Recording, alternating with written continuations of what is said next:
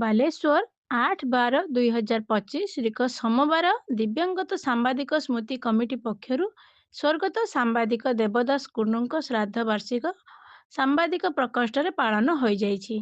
ଏହି ସ୍ମୃତି ସଭାରେ ଏଡିପିଆର୍ଓ ବାଲେଶ୍ୱରର ବୁଢାଣ ହେମ୍ରମ ମୁଖ୍ୟ ଅତିଥି ଭାବେ ଯୋଗଦାନ କରି କହିଥିଲେ କି ମୁଁ ନୂତନ ଭାବରେ ଆଜି ହିଁ କାର୍ଯ୍ୟରେ ଯୋଗ ଦେଇଛି।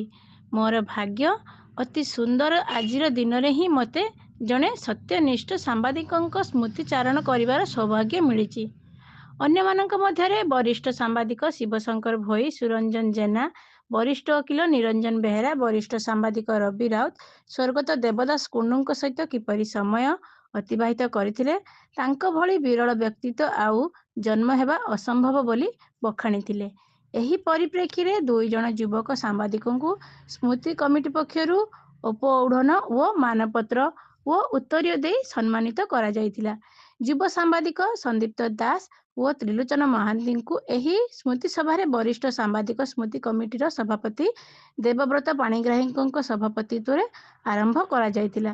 ଅନ୍ୟମାନଙ୍କ ମଧ୍ୟରେ ବଂଶୀଧର ଜେନା, ଭଗବାନ ଦାସ, ପୂର୍ଣ୍ଣ ବାବୁ, ଶରତ ବାରିକ, ବାସୁଦେବ ରାଉଳ, ପଦ୍ମଲୋଚନ ଦତ୍ତ, ତପନ ବାବୁ, ପ୍ରଦୀପ ବେରା, ପ୍ରସନ୍ନଜିତ ଆସ ପ୍ରମୁଖ ଯୋଗଦାନ କରି ନିଜ ନିଜର ସ୍ମୃତି ସୁମନ ଅର୍ପଣ କରିଥିଲେ। ଶେଷରେ ଶରତ ବାରିକ ଧନ୍ୟବାଦ ଅର୍ପଣ କରିଥିଲେ। ତାଙ୍କୁ ଆଜି ଆମେ ମୁଖ୍ୟ ଅତିଥି ଭାବେ ପାଇଛୁ।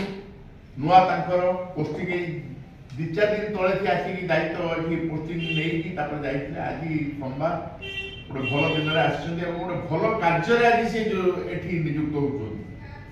ଯାହା ହଉ ସେ ଶ୍ରଦ୍ଧାଞ୍ଜଳି ସ୍ମୃତି ସଭାରେ ତାଙ୍କୁ ମୁଖ୍ୟ ଅତିଥି ଭାବେ ଶ୍ରୀଯୁକ୍ତ ହେମ୍ରମ ସାର୍ଙ୍କୁ ଅନୁରୋଧ କରୁଛି ସେ ମଞ୍ଚାସୀନ ହୁଅନ୍ତୁ। से भाया व्यक्तित्व आउे सेकेंड कैरी मुंडे किसी विकल्प ना कौन से सामाजिक आम जन्म कौन आसंता जन्म भी मुंडे एत हृदयवान व्यक्ति था मुंडे से तार जो बो बोले चित्कार कर वकिलाती खाना पाखर आरंभ कर कचेरी सारा से बो चित्कारटा कहीं बिना जहाँ बो कमिटमेंट जोटा कही से करेंगे अल्प हो बहुत हो कि तेणु सेमती गोटे सिचुएसन भी घटी मो एब्सेंस से करदे मुझे जानी घरे जाकि बसला सुंदर भाव से टेकल करते मो सहित। तेणु मु समस्त अनुरोध रखी दिवंगत सांबादिक स्मृति कमिटी ए कमिटी मो पाखे बस से तो आज आम गहन ना पाखु किसी बहुत शिखबार मुझे शिखी तेणु आज उपस्थित था समस्ते श्रद्धांजलि सभा उपस्थित समस्त मो अंतर सहकार कृतज्ञता ज्ञापन कर आज सभा